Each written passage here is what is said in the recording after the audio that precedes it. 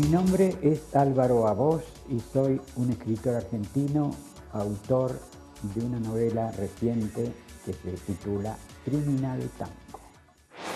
Criminal Tango con K es el título de un tango canción, un tango europeo, que era una especie de engendro, una especie de género, que eran los tangos abolerados que se componían y tocaban en Europa.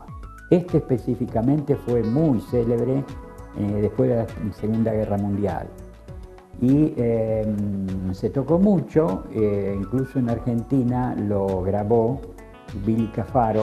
La novela narra un crimen y sucedido en Buenos Aires hoy, su investigación y la trama que subsiste detrás de ese episodio.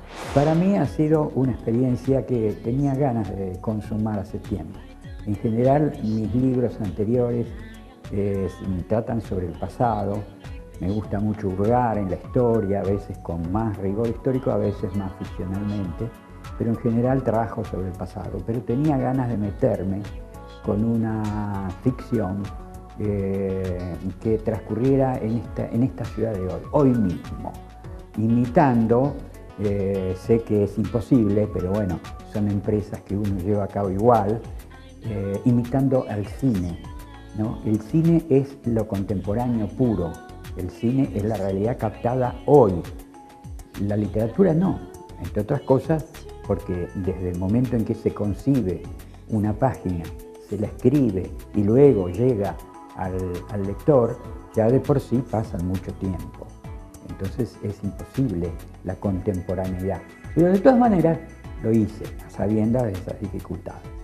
Y por lo tanto comparecen en esa ciudad, en ese Buenos Aires, muchos elementos contemporáneos, ¿sí? La corrupción, la violencia, los sicarios, el crimen pago,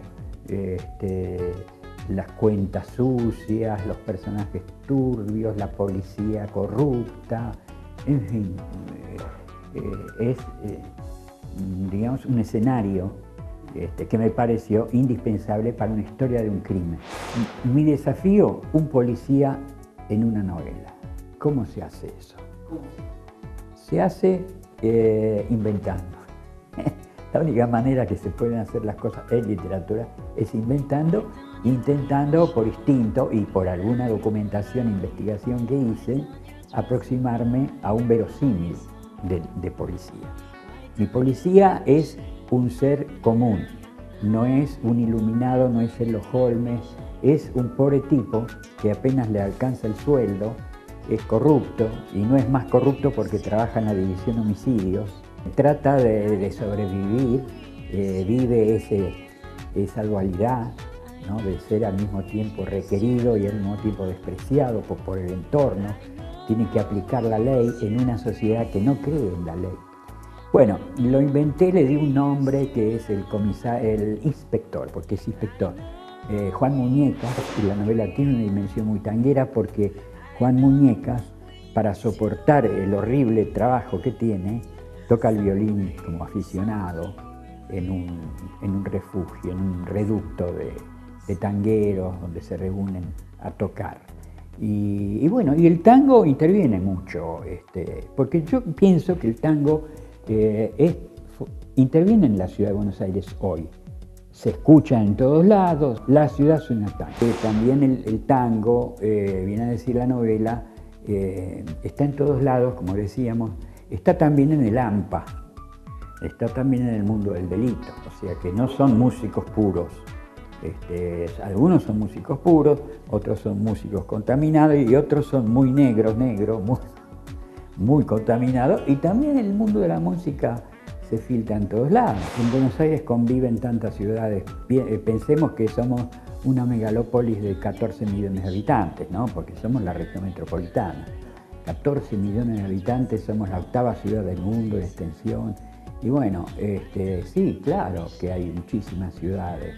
Negra, blanca, alta, baja, la ciudad de la cultura, la ciudad del salvajismo, del vandalismo. Eso sí, es una de las características que hacen atractiva literariamente a Buenos Aires, ¿no? Y que siempre lo ha sido. Pensemos en Marechal, pensemos en Roberto Ar, para no citar más que dos nombres, ¿no? Que le han sacado jugo a este tesoro que es esta ciudad. Sí, en esta novela sí, recorrí los lugares, porque hay también como una topografía, ¿no? Ciudadana en la novela. Hay mucha referencialidad a lugares. Es una decisión estética, digamos, ¿no? Para darle un contenido, digamos, una espesura, ¿no? a la presencia de la ciudad. Quizá incluso está exagerada la topografía.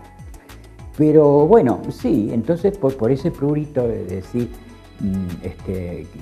tengo que ser riguroso, sí, la pateé toda. Fue también un pretexto para seguir caminando, para hacer en realidad lo que más me gusta, que caminar. La suma de hechos que después se conocería como caso Levinsky podía resumirse en pocas palabras. A las 12:53 del lunes 19 de mayo, un tal Claudio Levinsky, contador, casado, 42 años, salió de las elegantes oficinas de su estudio en Arenales 1294, casi esquina Talcahuano.